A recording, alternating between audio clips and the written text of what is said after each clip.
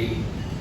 Ano yung pinaka-memorable na memory mo doon sa loob ng 15 years na yun na hindi ka nagsasawang ikwento sa ibang tao? Sa tingin mo? Siya pala hindi na. Hindi, my friend. Back to you. Back to May you. joke lang, my friend, Alam mo, isa yan sa lagi kong sinishare na paulit-ulit sa mga kakilala ko. Ang hindi ko pagsasawa ang ikwento siguro nung time na bago po ako manalo ng Star Power. Dahil yan yung mga panahon na muntik na po akong mag-quit dun sa contest. Dahil kailangan ko talagang operahan ng Mama Bob sa puso at lagyan ng permanent pacemaker at wala po akong pangbayad sa ospital. So, kinailangan kong isang laang lupa at bahay namin sa Sampaloc, Manila, kung saan ako lumaki at saan kami nakatira ng mama ko. At siguro, may mga tao talagang ginamit si Lord para kumbinsihin ako na huwag iwanan ng Star Power at magpatuloy. Kaya siguro, hindi rin ako nawala ng pag-asa na huwag iwanan talaga yung Star Power. Kasi nung mga panahon na yun talaga, ang nasa isip ko, walang magbabantay sa nanay ko sa hospital, ayoko na pagbalik ko ng hospital, wala na ang Mama Bob. So, yun yung pinakamahirap na nangyari sa buhay ko. Pero, sobrang, alam mo yun, sa napakalaking problema na yun, after ilang buwan, napakalaking regalo naman yung ibinigay sa akin ng Panginoon at sobra-sobra pa. After 3 months from November 2010, nanalo po ako ng Star Power ng February 2011. Nabayaran ko lahat. Yung ginamit ko po na pinangsanla ng lupa at bahay namin sa Sampaloc, Manila at lahat ng doktor na nag-opera sa Mama Bob ko nabigyan ng pangalawang buhay ang mama. At kasabay nung taon na yon, doon na po ako nag-start na magkaroon ng napakaraming trabaho pa at oportunidad. Naging regular po ako ng ASAP, nagkaroon ng mga shows abroad. At doon na rin nag-umpisa na mabigyan ko ng maayos at magandang buhay ang mama ko.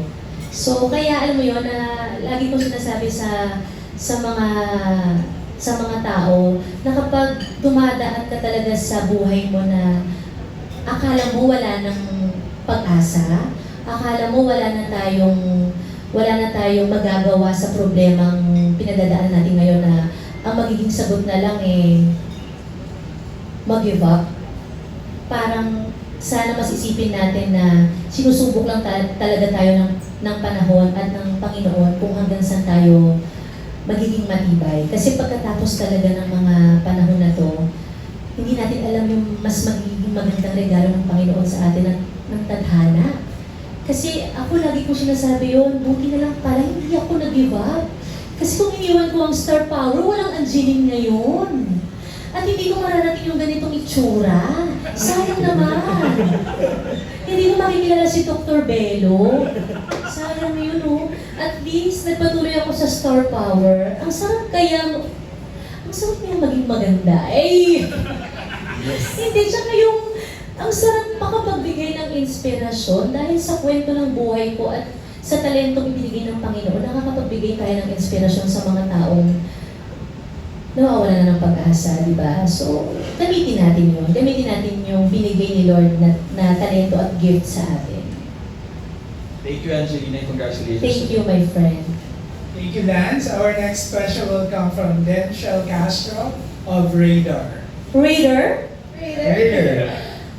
Ayan. Hello po, Miss Angge. So, for 15 years in the industry, no, talagang napatunayan nyo na po yung skills nyo sa pag-arte at sa pagkanta. If ever given a chance po ba, naisipan nyo na po pumasok sa teatro or tumanggap ng isang theater role? Magkano yan? Sa halaga. Sorry. Uy, grabe naman. Hindi, may joke lang. Alam mo, sa totoo lang, lahat naman gusto kong subukan. Very challenging yung ganun, ano? Kasi pag sa teatro, kasi alam ko na iba talaga yung kanilang mga iba ang disiplina dyan eh. At hindi din ganun kadali. Pero kung mabibigyan ako ng chance, gagawin ko.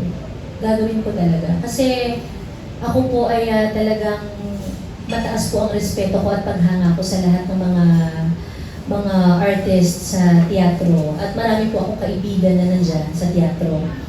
And yung disiplina at pagmamahal nila sa trabaho nila, talagang doon ako humahanga.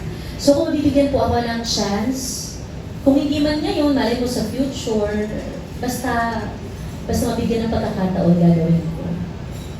At excited ako kung mangyari yun. Thank you so much. Thank you, my friend. Angge, na-try mo na rin sa pelikula eh, di ba? So, kayang-kaya mo yung teatro.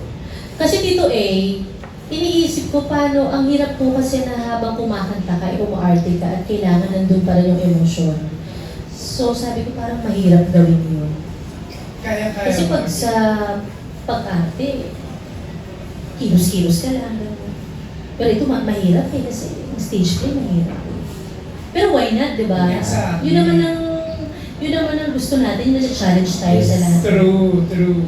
I-look forward natin lahat yan. Correct. Yes po. Angge, special request lang ng ating mga kaibigan sa press. Opo. Pa-sample naman. Nang alin po? Ng paborito mong kanta. Sa ngayon? Yes. Anong awit ng puso mo ngayon?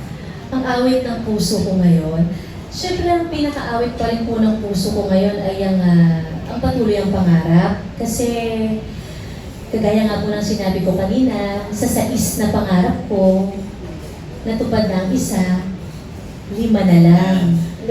So kung maging successful po ang Akinse concert ko, 4 na lang. So ano nga yung kanta? 4? Propat na ba? Ang pinakakanta ng puso ko ngayon, bukod sa patuloy ang pangarap, dong digi digi digi dong digi digi digi dong digi digi ding dong. Parang yun naman ang kanta ng lahat. Ayun. Pag ako pinili mo, tutupad ang pangarap mo, Sinta! Sinta!